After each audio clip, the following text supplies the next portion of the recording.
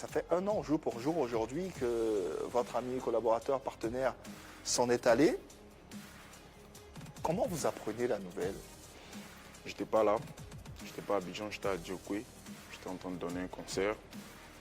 Bon, faut dire que 2 jours avant son départ, on s'est vu. Et c'était quoi Il n'y a malheureusement pas eu de mots. Il n'y a pas eu de mots. Il était en train d'essayer de garer sa moto. J'étais devant le bar où on devait rentrer. Il était venu. Il m'a même adressé la parole pour me dire de bouger, de faire bouger. Je sentais qu'il y avait un peu de tension. Donc, je l'ai regardé. J'ai vraiment pas pu sortir un seul mot. J'avais vu un autre regard en fait dans ses yeux. Lequel? Un gars vraiment très pressant que j'avais jamais vu avant. J'ai pas vu en fait la personne que je voyais d'habitude. Avec toute la carrure, tout ce qu'il y a comme... J'ai pas vu le mot Arafat quoi si vous voulez. C'est un peu ce qui m'a rendu un peu silencieux. Ça m'a vraiment brisé. Je l'ai regardé près d'1 minute. Je me suis retourné. J'ai pas voulu parce que je savais pas où ça pouvait aller. Donc je me suis éclipsé vite fait. Le jour qui a suivi, je me suis rendu à Djokwe pour mon concert. Et dès que j'ai fini le concert, je venais à peine de... C'est-à-dire que je finis de chanter, je dis au revoir aux gens, quoi. Et mes gars autour, ils ne pouvaient pas, en fait, garder ce qu'ils avaient vu, sur les réseaux, comme tout le monde. Ils m'ont jeté ça au visage, là. J'étais même pas descendu de podium. Ouais, ça, c'était un gros coup. Qu'est-ce qu'ils t'ont dit concrètement? Ils m'ont dit, Arafat a fait un accident, il est tombé, il est mort. Ah. Comme ça? Oui, comme ça. C'était trop fort. Pour moi, j'étais dans un... C'était un énième buzz. Donc je me suis dit, arrêtez vos trucs là. Donc je descends, je vais à l'hôtel, tout ça. Et j'appelle qui il faut appeler, personne ne répond. J'ai commencé à avoir Pourtant, il peur. n'avait pas été annoncé mort la même nuit. Oui. Mais ils t'ont dit ça comme ça. Oui, parce qu'il y avait comme je l'ai dit, personne ne répondait. Les réseaux avaient raconté plein de choses. Il y en a qui disaient, il y en a qui démentaient.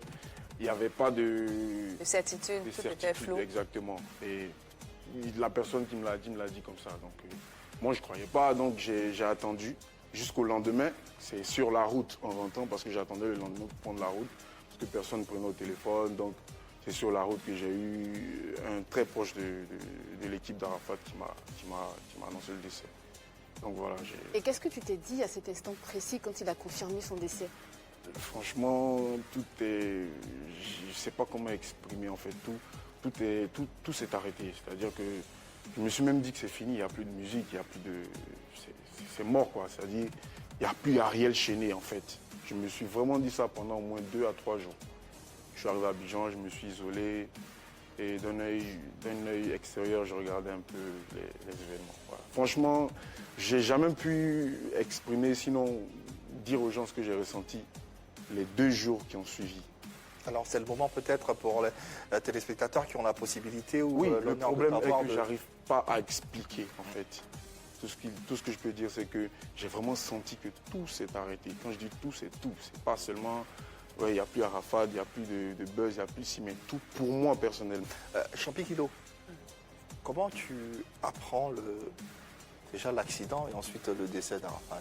La période où il est tombé, je crois que j'étais en convalescence. Et je crois, j'étais couché à la maison, je regardais un film. Et je parlais avec un grand frère, Maxwell, qui me dit, ouais, on parlait parce qu'il voulait me féliciter même pour le dernier son que j'avais fait pour Mewe. Donc, on parlait, puis à un moment, il dit, tiens, j'ai un autre coup de fil, ne bouge pas. Tac, il revient, il dit, mais ça va pas, il y a un truc qui vient d'arriver. Je dis, quoi? Il dit, ton frère, ça a fait un accident de moto, ça allait grave et tout. Je dis, ah ouais, il dit, ouais. Il dit, mais t'es où? Je dis, je suis à la maison, mais je ne peux pas bouger vu que je ne vais pas bien et tout. Il dit, bon, ok, je vais sur les lieux et puis je te transmets les infos au fur et à mesure et tout. J'ai dit, ok. C'est comme ça, je t'ai posé et je vais sur les réseaux sociaux pour voir un peu, vu que c'est là-bas que tout se passe aujourd'hui. Je vois les vidéos, mais quand j'ai vu comment il était couché là, j'ai eu un gros froid dans le dos. J'étais bizarre tout de suite. Et Maxwell m'a rappelé après, mais j'ai plus décroché. J'étais bizarre, comme si quelque chose était arrivé en fait. Et j'étais là, il y a un ami qui m'appelle également. Je me fais, c'est comme un champion, tu as vu ce qui se passe et tout. J'ai dit, ouais, Mais je pense que ça va aller. En fait, il y a un truc qui me dit que c'est pas bon et j'essaie en fait de lutter avec, tu vois.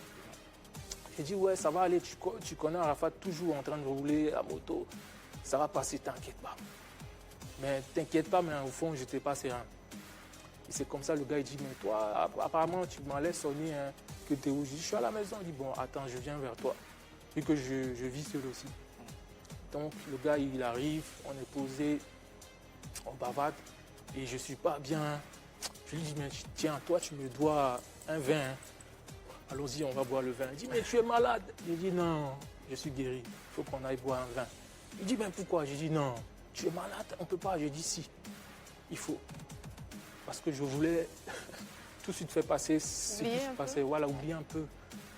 On allait, je vous jure que de 22h, 23h jusqu'à 6h, on est resté là, parler que d'Arafat. Et je disais même que ça, là, quand il va sortir de là. Sans savoir qu'il est encore. Voilà. Il allait mourir. J'ai dit que je suis sûr que quand il va sortir de là, il va arrêter ses histoires de moto. Et je te promets, quand il sort de l'hôpital, je suis sûr qu'il va m'appeler pour dire Tchouchou, allons-y, on va tuer un son. Et comme ça, à 6h, on rentre. J'étais un peu sonné. Donc à mon réveil, je crois qu'il était 10h.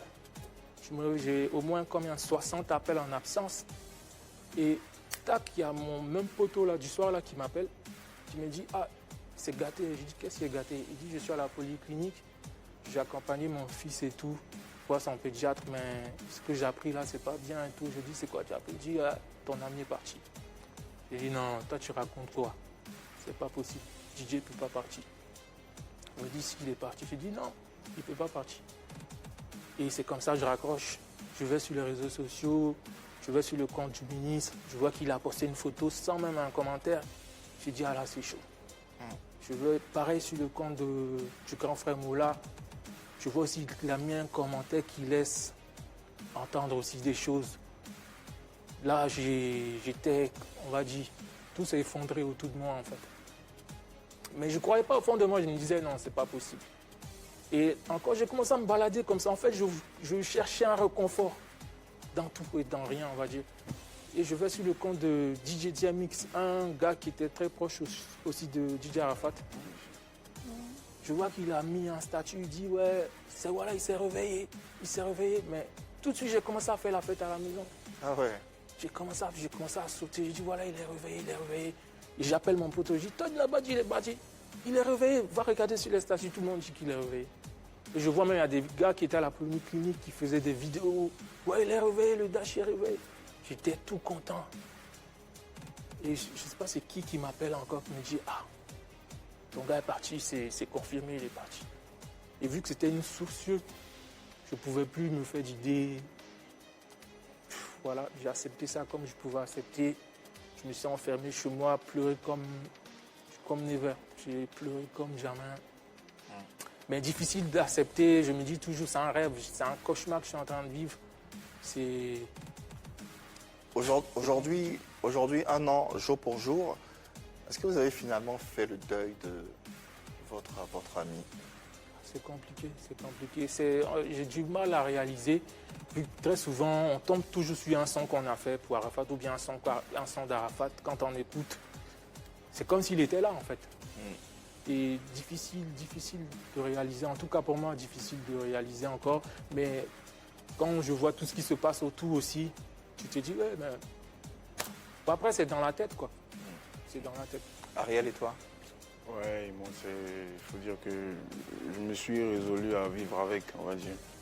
Voilà, vivre avec, quand on sait la personne, quand on connaît ce qu'il a apporté pour la musique.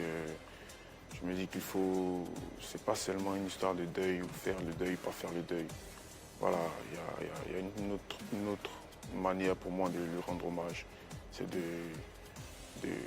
se forger en fait et de continuer en fait le travail qu'il a tant voulu réunifier de façon bien. Voilà, pour moi c'est la seule chose. Donc j'aime pas cette expression-là. Est-ce que tu as fait ton deuil, est-ce que tu n'as pas fait ton deuil? On va toujours penser à DJ Arafat. Donc moi personnellement, pour moi, je ne vais pas faire mon deuil. Je vais vivre avec et accepter le fait qu'il soit parti. Mais de là où il est, en fait, je sais au moins qu'il voit beaucoup de choses.